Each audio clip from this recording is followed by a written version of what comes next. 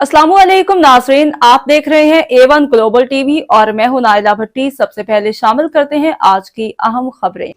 मेलसी मोहम्मद मुख्तार सोलंकी मेलसी के मुख्तलिफ मकामात पर अज़मत कुरान और तहफ़्फ़ुज़ कुरान रैलियों का इनेकाद। ताजरान, उलमा इकराम, सिविल सोसाइटी, प्रेस क्लब के मेंबरान समेत तमाम मकातब फ़िक्र के अफराद की शिरकत।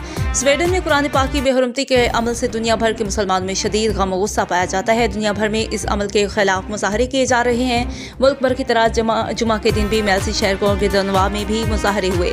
आज भी तहसील मेलसी भर में मुख्तलिफ मकामात पर जमात अहले सुन्नत व तहरीक लब्बैक के ज़रिए तमाम तहफ़्फ़ुज़ कुरान रैलियों का इनेकाद किया गया। इन रैलियों में ताजरान, उलमा इकराम, सिविल सोसाइटी, प्रेस क्लब के मेंबरान समेत तमाम मकातब फ़िक्र समेत शहरियों की बड़ी तादाद ने शिरकत की। शुरका ने स्वीडन हुकूमत के खिलाफ शदीद नारेबाजी करते हुए मुलविस अनासर को कैफरे किरदार तक पहुँचाने का मुतालबा किया।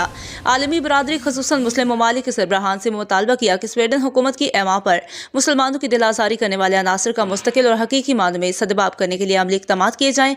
उलमा इकराम ने कुरानी तालीमात पर अमल करने, कुरानी तालीमात के मुताबिक ज़िंदगी गुजारने और कुरान मजीद के तहफ़्फ़ुज़ करने की यकीन